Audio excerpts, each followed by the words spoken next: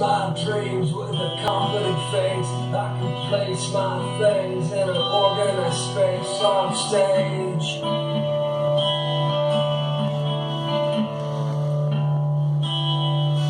And I can leave this city when I play. He's the slow Loris of Morning Talk Radio. It's your host, the one and only Adam Josh. Hello, everyone.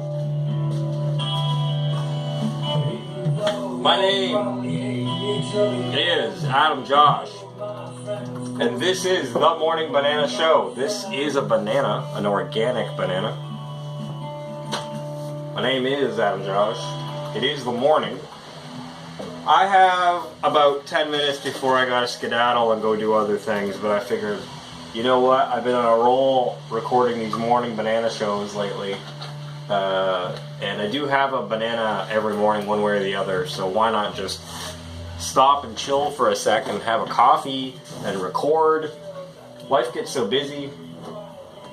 Yesterday, I appreciate you guys hanging out with me on 46. I think clearly I was a little bit more bummed out than I usually am. Maybe it's the weather, maybe it's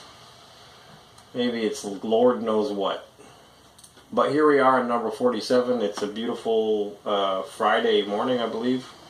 Seems like Friday. Every day's the same for me. Work all day, work all night.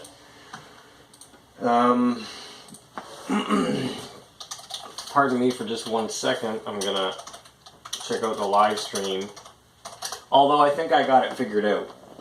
So, what happened yesterday was that Twitter has been sending updates out. And one of their updates was that the new Twitter would include a live stream feature. So they're kind of amalgamating Periscope and Twitter. Now I did a test this morning and just live streamed on the Twitter application's live stream feature, and then I checked Periscope afterwards, and it's also uploading it to Periscope. Go figure that one out. I don't think that's going to stay like that forever. So Twitter owns Periscope, for those of you who don't know. Periscope is like another social media app, and it has its own cool features. Although, a guy like me, I really don't have time for social media, and so when I make the time, it's Twitter, really, only. So anyway, I've embedded this live stream, and we're live streaming on the Twitter application, not on Periscope, to be clear. So let's test this and see how it sounds. This might be my first time. I'm not a big fan of Periscope, to be honest. Play. View on Periscope with hearts and chats. What is that? A boot.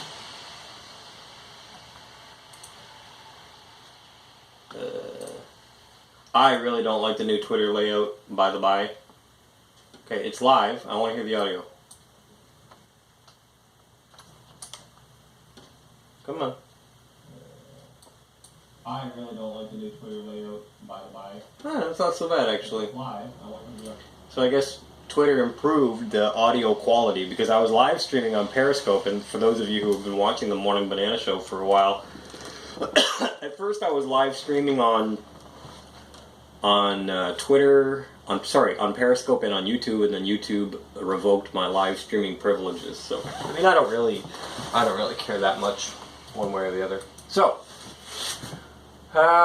yeah, in other news, let's chat. I guess yesterday Facebook and Instagram, which is owned by Facebook, pulled the plug on peanut butter and jelly sandwich, Paul Joseph Watson.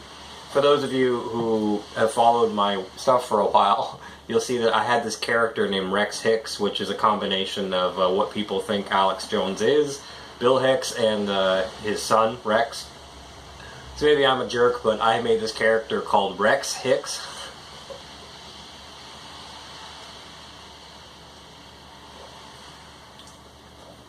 You can buy yourself some Delta Male Boy Maninity.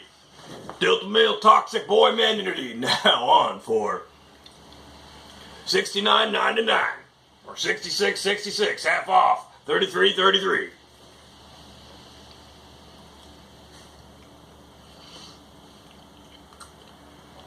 if you're on YouTube, it's the same YouTube channel as I'm using to do these morning bananas.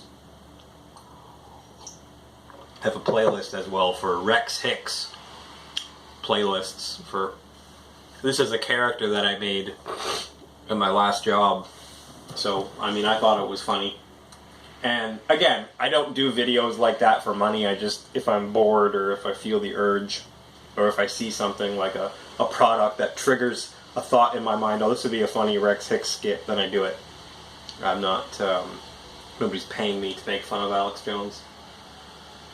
But anyway, yeah, Farrakhan, InfoWars, Alex Jones responds. I read this yesterday. I listened to a bit of him. I mean, to be honest, he always knew it was going to happen, and I always knew it was going to happen, then he would be banned, and it's just kind of proving the point.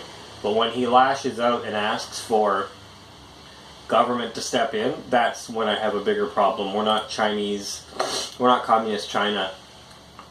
So you have to resist the urge, Alex Jones, Paul Joseph Watson, and Louis Farrakhan, you have to resist the urge to ask the government to step in and get your social media profiles back, because when you have the government directly involved in social media, you wind up as communist China. And it's not the answer. Of course, people like Alex Jones thinks, well, I'm right-wing, the president's right-wing, so why doesn't the president help me and my friends? It doesn't work like that, and the president is not right-wing. You don't sell billions of dollars to Saudi Arabia, a regime in a country that beheads gays and executes homosexuals. You don't, that's not right-wing. I am not really sure what that is. Donald Trump is just a guy, and he's just a businessman at the end of the day. All these things we project on him are just not true.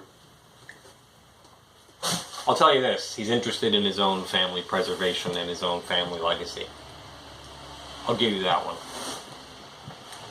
But Twitter, YouTube, these are private platforms.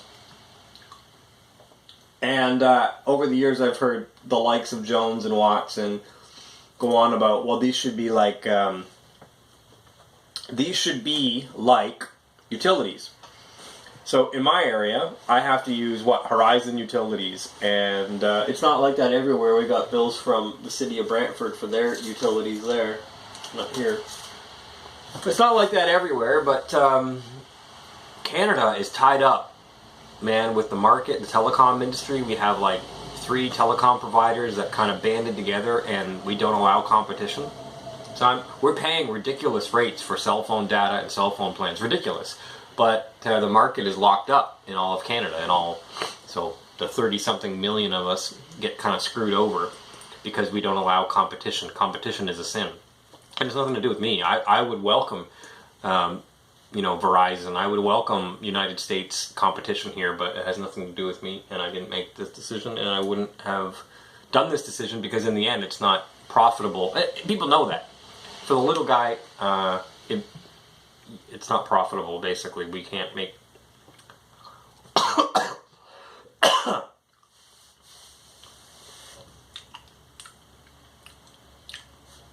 The little guy will come in and undercut the big guy, which means it will not be profitable for the big guy, so that's why we don't allow competition. That's what I'm trying to say. This is why I don't talk in the morning. My brain is going a mile a minute and my mouth is stuck in slow loris mode.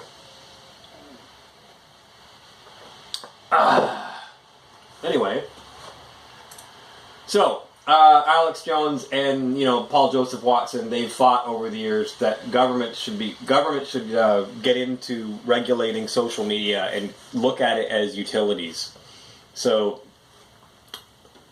Facebook should be a utility like my gas company is a utility.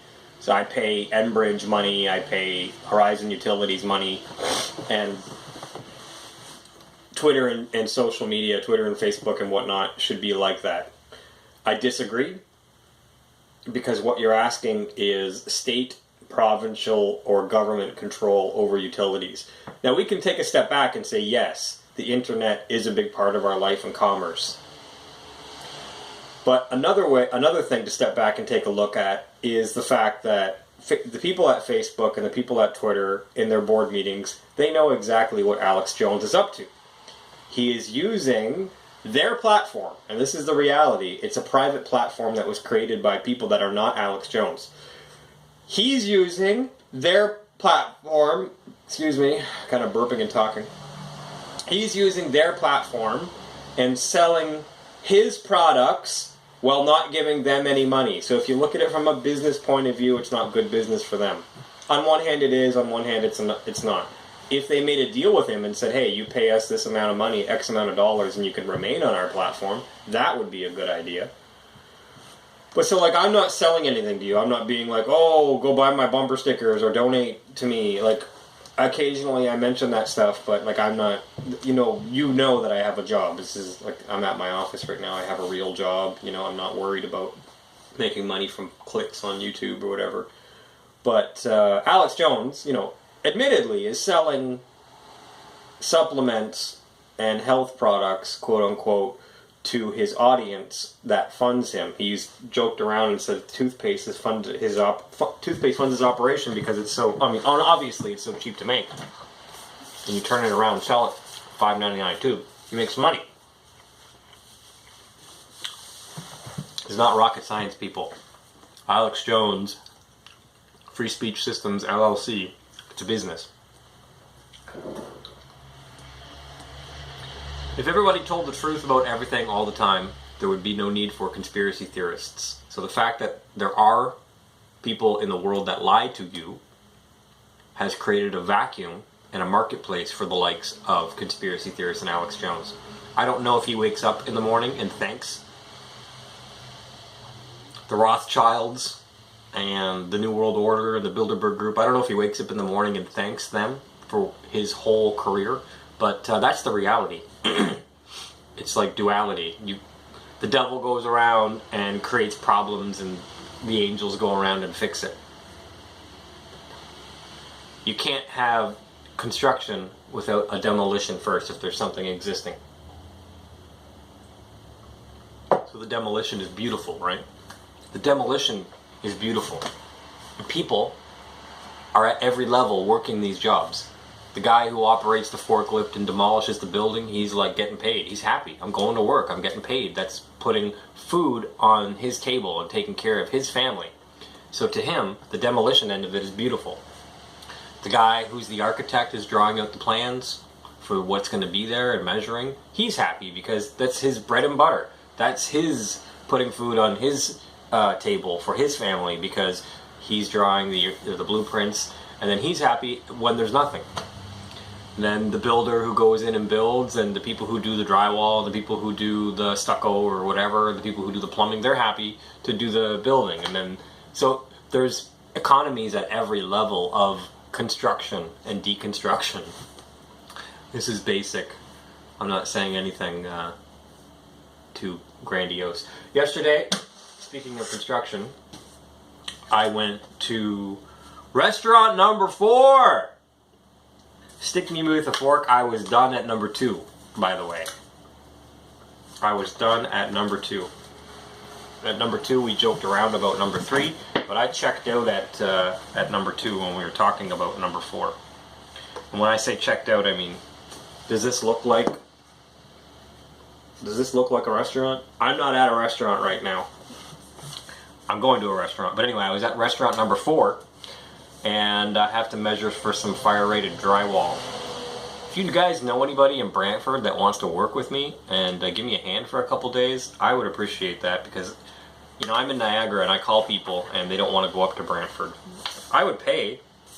Don't get me wrong, we'll pay, but this is going to have to happen in the next couple days, maybe early next week. So I ordered 23 sheets of fire-rated drywall and all the accessories. So I got to put this up 12 by 4 sheets. It has fallen in my lap. So we're building restaurant number 4. And some of you know I'm certified technician, a bunch of other things, and a contractor, and a builder, whatever. All these things. I do plumbing. I do electrical. I dabble in 220. Some of you know I rebuilt a 220 motor a while ago for my compressor. I dabble in 220, but I wouldn't call myself an expert at 220. 110, fixing, rewiring, yeah, 110. I can do that all day. But 220, I'm still. I would admit if I was there and if I was confident, but I'm still I'm learning. So, yeah, we're building in Brantford, the city of Brantford. We already have one franchise restaurant there, and we're building another one. And so this is my life. Like I said, I checked out. Some of you know the whole story, and it's kind of personal, but the bottom line is I went into the franchise restaurant business and full on offering my services to help the adopted family as a vegetarian. So I went into it as a vegetarian. And my thoughts as a vegetarian were, you can eat whatever the hell you want to eat. I don't really give a damn. And I'm a vegetarian. And I operated like that for years.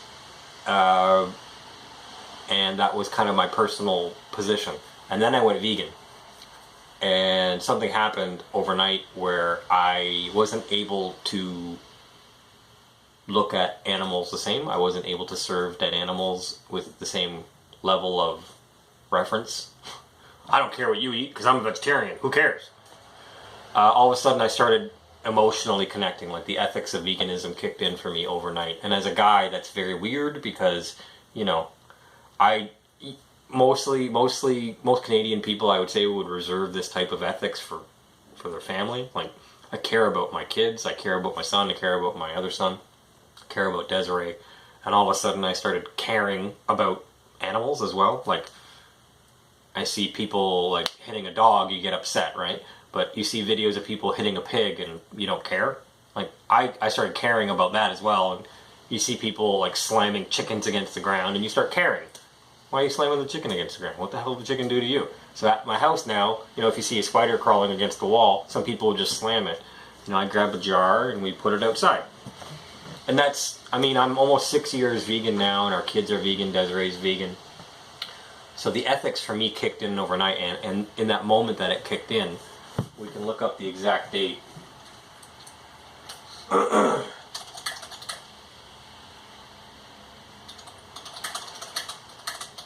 I've been online for so long, if you ever want to find anything out about me, just go on Google and type in Adam Josh and then whatever else you want to know.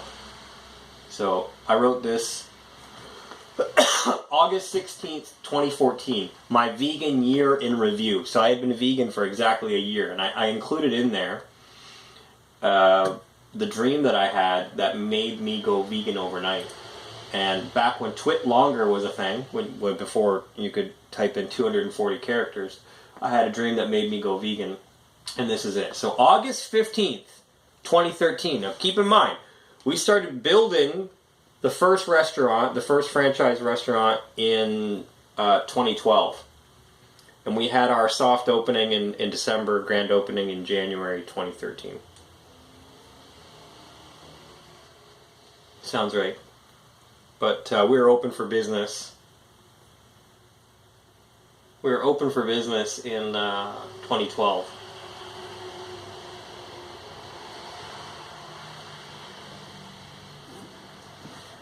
So here's the dream. I had a very peculiar dream last night. I dreamed that I was looking at a dead man in something like a bathtub, and as I was wondering who he was and what he was doing in my dream, someone who worked with or for me started playing with his arms, with his hands, taking off his skin and being disrespectful. As I looked, the bathtub that he was in turned into a deep fryer, and now there he was. There was baskets of fries and other things frying beside and between this dead man's limbs. I watched as food was served to people that had been deep fried in the very oil that this man was laying in. After a while, I couldn't see the man anymore. The oil became black. I inserted a fry scoop into the oil to feel around for the body, but what was left was so charred and black it was falling apart. I stood in my dream absolutely disgusted to think that anyone would serve, let alone eat, anything that was cooked in the same oil that a dead man was deep frying in. I woke up feeling very sick. I didn't eat anything solid until 6 p.m. As I ponder the dream now, almost a day later, I realize it may have been more symbolic to me personally because I'm a vegetarian, but I sometimes eat fish, so I'm not a Puritan vegetarian. I will sometimes eat food that has been cooked beside animal products. There are certain animals I've put my foot down to, though, like pork. Pork is just gross smelling once you stop eating it. I have to admit that up until now, up until this stream, I've not felt any conviction about eating vegetables cooked beside chicken or beef products, or in the same oil, but the lesson of the dream remains clear to me now. If you wouldn't eat a French fry that was fried in the same oil as a dead human being, why would you think nothing of eating that same fry out of oil cooked by another species, not even your own? Because we're racist, because we are speciesist. We think murdering the animals and consuming their decaying flesh is okay because we are higher on the food chain. I've never been a zealot vegetarian, but this dream I had last night has turned my stomach, pun intended. August 15th, 2013. So I went vegan overnight from vegetarian. I was vegetarian for a few years. Now, I went vegan overnight. That doesn't mean that I up and just walked out the front door and left my management responsibilities. I'm not that type of guy. So I informed everybody in the chain of command that this is what is going on in my personal life, and I'm not able to do this anymore. And they came back at me with, can you train some replacements before you leave? I gave my notice, like most people would give 2 weeks notice. I actually kept working for 3 months while vegan. So that was a very difficult time for me personally. And then I left, and some people know I called my trip absconding 2013. I basically took my money and, took whatever I had and up and just left. And I traveled around mostly Canada and the United States. I was traveling for about a month. And the idea of that was to clear my head and figure out, well, if I'm not going to be into restauranting, what am I going to do? I mean, the ball was in motion, going towards continually opening up restaurants and managing them. And I was in the position of general manager, shift manager. We didn't have any major staff yet. Now there's 4 restaurants. And building the 4th, talking about the 5th and 6th. So it's not, this is a momentum, like the momentum isn't going to stop. This is the way it's going. And I checked out as acting general manager. Nowadays we have, 120 staff and general manager, shift manager. I'm not needed to be in that role anymore. And that's what I'm saying is that I'm glad, and I wouldn't be able to do that as a vegan anymore, and I don't plan on ever leaving veganism. But some people who follow me on Twitter know the dilemma that I'm in is that, it's like if your family, your mom and dad have a farm, and you're a vegan. So my adopted family is not going to stop with the franchise business. I can ask them, and I've been asking them to get into vegan restaurants. Believe me, the day that we open up a vegan restaurant, you'll not see me in this office anymore. I'll be there. So my involvement seems to be limited to plumbing repairs, electric repairs. Sometimes I go change lights, and I'm going to do some plumbing today, and I'm helping with contracting to build one. So, this is a burden that I have to bear and decisions that I have to make. And I don't know what you would do if you were in my position. And as a vegan, I feel conflicted a lot. And but at the end of the day, we got to do what we got to do. I'm not eating any dead animals. And neither is my kids or Desiree. And our house remains a vegan house. But at the same time, this is a family business, and we have to do what we have to do. It's not a perfect world, and I could never work in these franchise restaurants that serve dead animals anymore. I could never be like the manager or a cashier or a cook. I just wouldn't do it. At this point in my life, but. If a wire breaks or something breaks, I don't mind going to help fix it. So it's a dilemma, and feel free to give me some advice on Twitter if you feel like you know some advice or some ideas that I could do. So yeah, Brantford. I'll be in Brantford helping construct the 4th. And we'll see how that goes. So I don't know how Morning Banana is going to be operating from Brantford.